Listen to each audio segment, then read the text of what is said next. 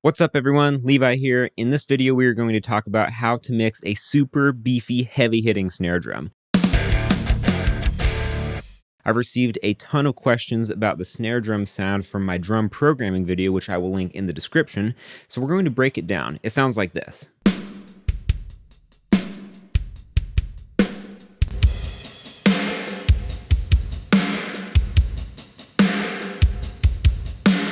All right, so we have some awesome stuff going on there, some specific plugins that I use for just a little bit of extra sauce, but these ideas you can really use with any plugins that will do the same type of thing. I just chose these ones for that specific little bit that they add that's kind of unique, so just keep that in mind. Now, I do want to let you know that this is a bit of a more advanced tutorial, so just keep that in mind as we go through it, and if there's anything that you don't understand, just leave me a comment and I will do my best to explain it. One more thing before we dig in, I want to let you know that if you are wanting to learn drum mixing, which obviously you are because you're watching this video, I've just released a drum mixing workshop called Epic Drums Now. It's a step-by-step, start-to-finish drum mixing course. It teaches you literally everything you need to know to mix incredible sounding drums. I even provide raw stems to practice mixing, so that alone is worth the price of admission, so I highly recommend looking into this workshop if you want to learn in-depth mix tutorials for every part of the drum kit. I think it's going to serve you very well. And specifically, the snare drum lesson is different than what we're talking about today, so that's even more snare mixing content for you. So the link is in the description, check that out if you are interested, and without further ado, let's get into the lesson. Alright, so the first thing we need to talk about is the actual drum itself. That's the root of the sound, obviously. This one is from Superior Drummer 3. It's the Tama Bell Brass, 6.5 by 14 inch. And I chose this one because the drum itself sounds in the direction that I want the drum to sound in the mix. So that's really important with drums, is getting a good and accurate source tone. So this drum might not work well for another track, but for this one, it was exactly what I was looking for. So here's what that sounds like through all the plugins in the mix. Without all the plugins, it sounds like this.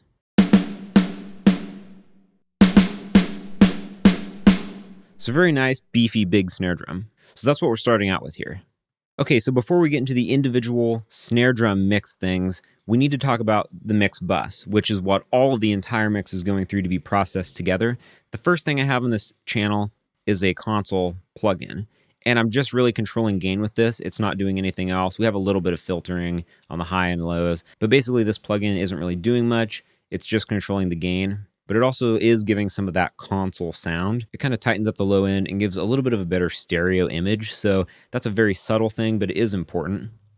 The next thing I have is this EQ, and I'm boosting a little bit of low end at about 100 Hertz, boosting a little high end at about 2.5 Hertz. Those are both shelves. If we had a standard EQ, it would look something like this. And then I also have a little bit of a filter there at about 30 Hertz. So that's kind of what that's going to look like after this plugin is happening.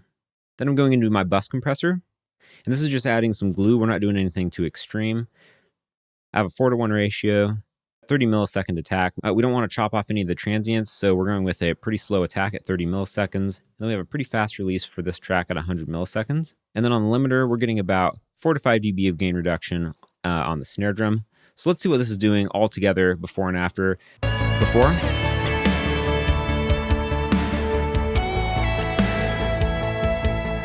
Add an EQ. Add the compressor.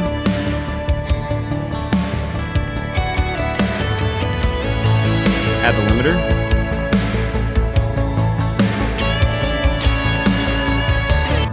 So I know that was a super quick overview, but drop a comment below if you want to see a more in-depth mix bus processing video. I'd be glad to make that if that's something you're interested in. Just know that this is affecting the snare drum though, so we needed to talk about it at least a little bit. The next thing to hit before we get into that is the drum bus. It's pretty simple here. I just have a compressor. We're getting a little bit of reduction here, just a little bit of control and glue to the drum sound. Nothing really insane. And then I have a tape machine here, and this is just giving some attitude to the whole drum sound.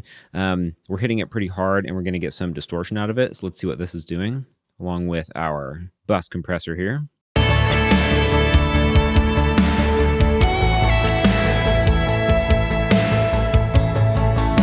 Before.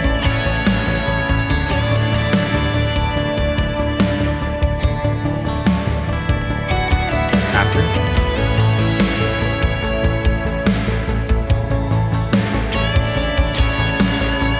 So as you can hear, that has a pretty massive impact on the sound of the entire drum kit. I'm shaping the EQ with this overall. It's giving a more coherent sound than processing everything individually. I really like to work like this with buses, and this is a more advanced technique, I would say, but it really is a nice way to work processing things on these buses. So a lot of the heavy lifting of the EQ of the drum kit is being done actually by this tape machine plugin in this case. So just keep that in mind as we're working through our snare drum. I also have two parallel buses here that are going to be on as we mix. I have a Neve 33609 and I have a Fatso. And we'll get into those a little bit later, but just know that those are on as we're mixing our drum. Okay, so finally on to the actual snare drum itself. Here's what it sounds like soloed.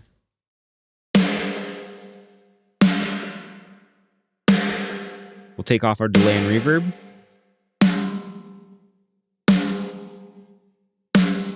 And that's what it sounds like mixed without delay and reverb though. So we're getting a lot of sound from that reverb. We're gonna hit that later as well after we talk about this channel processing. So let's take off all our plugins and let's get to it. So here's the dry drum sound. First thing on the list is an SSL channel. I really like this channel strip for mixing drums. These might be a little bit confusing to look at if you're not used to working on an analog recording desk, but let me know if you want to see a full breakdown of how these things work. I can definitely do that for you. First thing we're doing here is we're boosting some 200 hertz, and this is going to bring out the beef of the snare drum. We're also taking away a little bit of about 700 hertz, and then we're boosting just a little teeny tiny bit, 1.5 dB of 8K for a little bit of snap.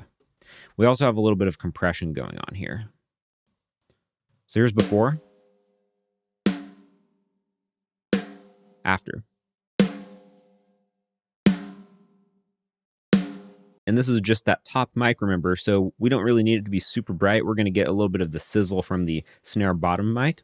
So this is what's happening there. If we looked at a standard EQ, this is kind of what it would look like.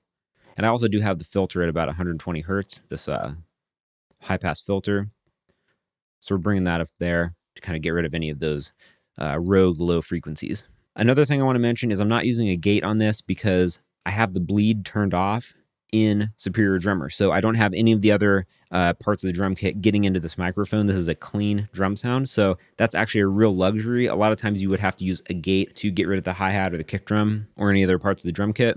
This gate is on, but it's not really doing anything as far as getting rid of any sounds. It's just on because the dynamics button is on. That's the first thing in the channel. The next thing we have is an 1176, my favorite snare drum compressor. Oh, on the channel, we do have a little tiny bit of compression.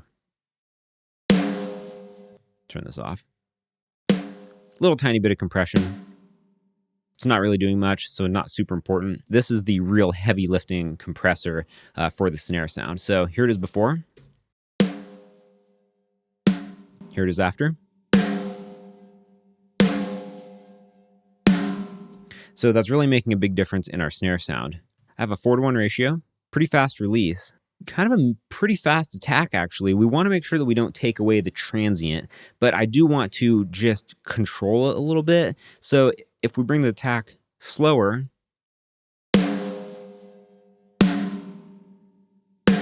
we'll bring it faster.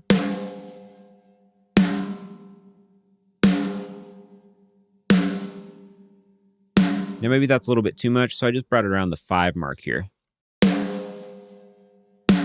That seemed to give a good balance of control and transient still in there. So that's what we're doing, and we're getting about 5 dB of gain reduction.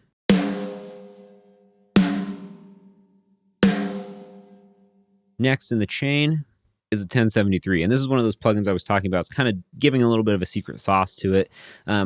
May be hard to find a replacement for, but this is the 1073 from Universal Audio, and we have a few things going on here. The first thing we have is a filter here at 160 hertz. We already are filtering off some stuff with the channel strip, so this isn't doing a whole lot probably, but I am boosting more at the 220 setting for the low end.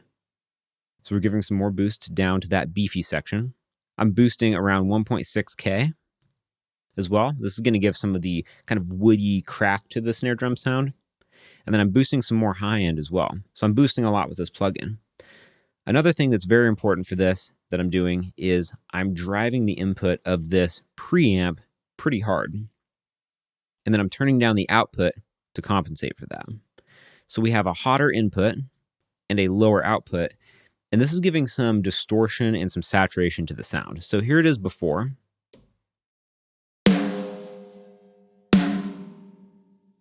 Here it is after.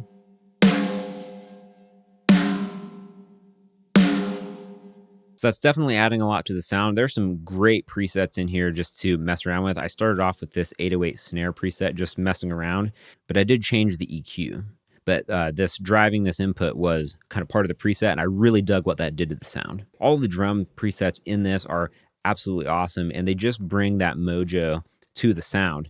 So the next thing we have in line is an envelope shaper. And what this is doing is helping kind of shape the attack of the sound. So let's hear it without it.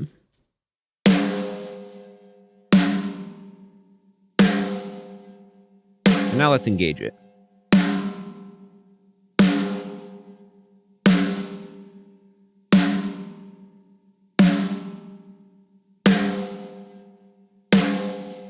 It's just giving a little bit more punch to the sound. So I'm bringing up the attack a little bit. We have a little bit of length added. And that's about it. And this is just the stock Cubase envelope shaper. These are also called Transient Designers, and lots of different companies make them. So pretty much anything will work. The last thing in the chain is just a little EQ. I'm just taking away some of the ring in the sound. This is what that ring sound is. Just a little pingy sound in there that I didn't like. Here it is without, or here it is with EQ.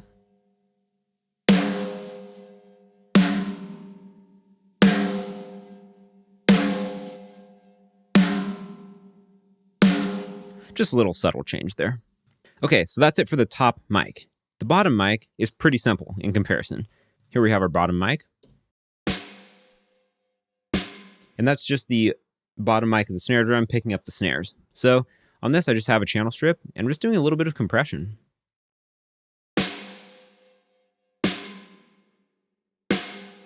Before. After. Barely boosting a little bit of the high end here, just half a dB. But just this compression to give it a little bit more of a thump. And that's it for the bottom mic. Now, once we have these playing together, they sound like this.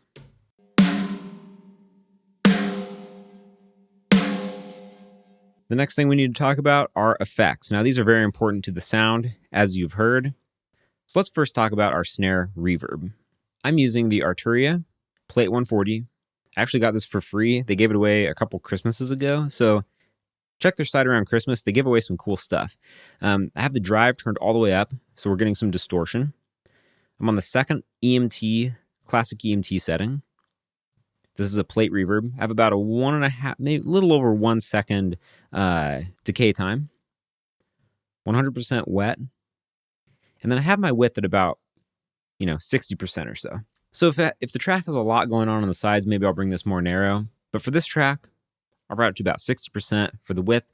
We also get a little bit of width from the room mics, which is what we're going to talk about right after this. So here's what it sounds like before and after the reverb. Before.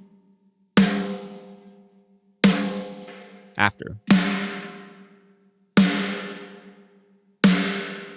So we're getting a very metallic, kind of high-end sound from that, but it's really cutting through the mix and giving a nice width to the snare. I'm taking away just a little bit of low end from before the reverb. So this EQ'd signal is going into the reverb. So we just place the EQ right before the reverb to affect it before it hits it. So that's kind of the reason why that's happening, kind of getting that really high-end reverb type of sound. We're also getting reverb from our room mics. And this is kind of another lesson in itself, but we have some pretty heavy processing on some of these. Here's what it sounds like before room mics.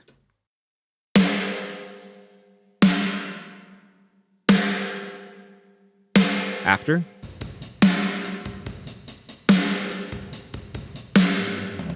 Before. After. So those are bringing some nice sound as well. Let's hear those just soloed.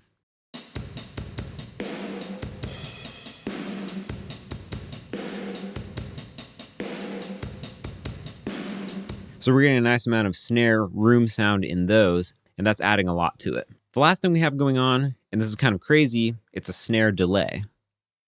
So I'm taking away some of the high end going into this delay, because I want it to be a very dark delay sound. Then I have my just standard mono delay, 34% feedback. We're on 16th notes, and the filter brought all the way down to like 1000 hertz. So we're really taking away a lot of that high end. And then I have that going into this UAD raw pedal, and this is giving some extreme distortion to it. So here's what the snare with just the delay sounds like. I'll bring it up.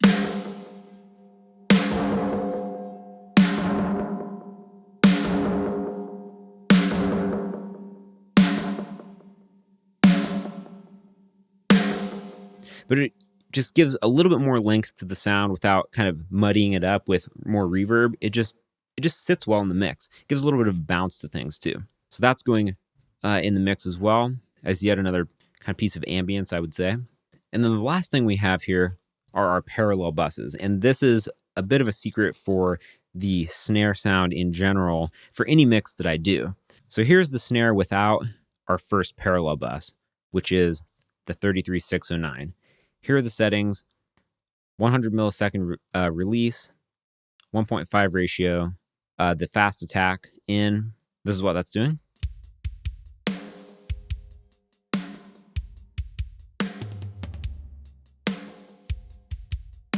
So just a real super tight compressed sound.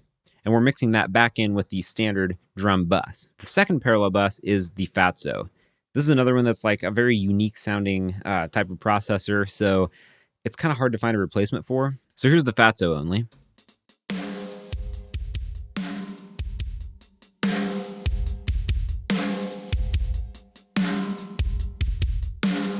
And that's just like destroying the sound in a really crazy cool way. It just kind of lengthens the sound of everything and really helps it sit in the mix in a different way. So I love having this as one of my parallel buses. Now, the way we set these up, and this is kind of yet another lesson in itself, but what I'm doing here is I'm just direct routing here in Cubase out to those buses with almost all of the tracks. Some of them are not going. But to these I have kick, snare, and toms at least. I actually wouldn't recommend using these direct outs. I like actually better to do it with standard sends like you would do in any other DAW. So you can just take a send, just like you're sending out to a reverb. And we can go to one of our parallel buses and turn that on and adjust the amount that we're sending. With these direct routings, you can't adjust the amount that you're sending. But you can do it either way, whatever suits you. So remember, these parallel buses are copies of the signals going through our main drum bus. Remember, all of our drum tracks are going through our drum bus. And then this bus is going to the mix bus. But we're also sending copies of all the drums to our parallel buses, and they're being brought in parallel to that drum bus signal. So here it is without the parallel buses.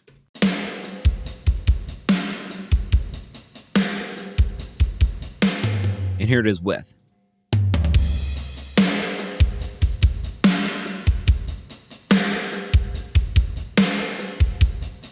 Before.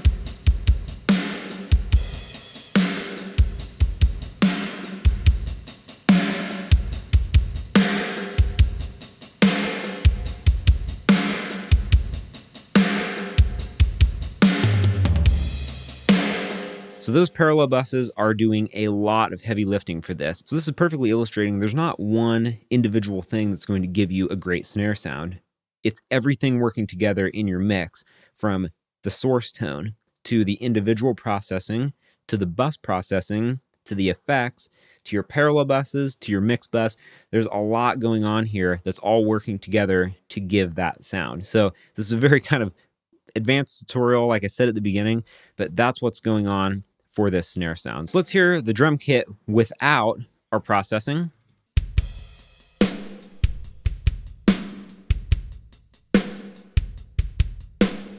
And then with all of our processing, individual tracks, drum bus, drum parallel buses, and mix bus.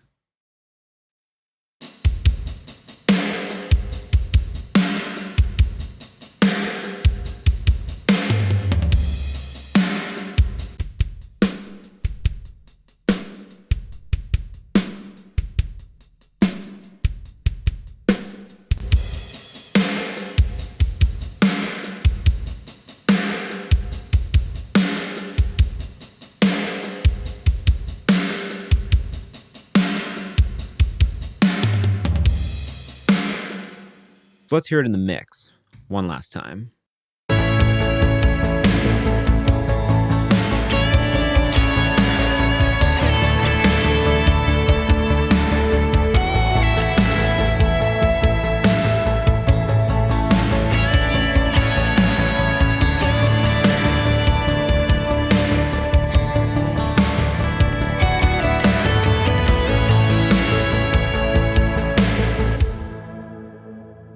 right, so there you have it. That's how I mixed the snare drum from my drum programming video for that track of mine. I do plan to get that out on Spotify and Apple Music very soon. But that is how I mix that snare sound. It's pretty complicated, but like I said, it's everything working together to give you that sound. It's not any one individual thing. So when you get to this more advanced level of mixing, these are the types of things that happen. If you have anything else you want to see or anything you didn't understand completely, drop me a comment below and I'll be sure to get back to you. And be sure to check out the Epic Drums Now drum mixing workshop if you want in-depth drum mixing tutorials for the entire drum kit. That's going to serve you very well. All right, everyone, have an awesome day and I will see you soon.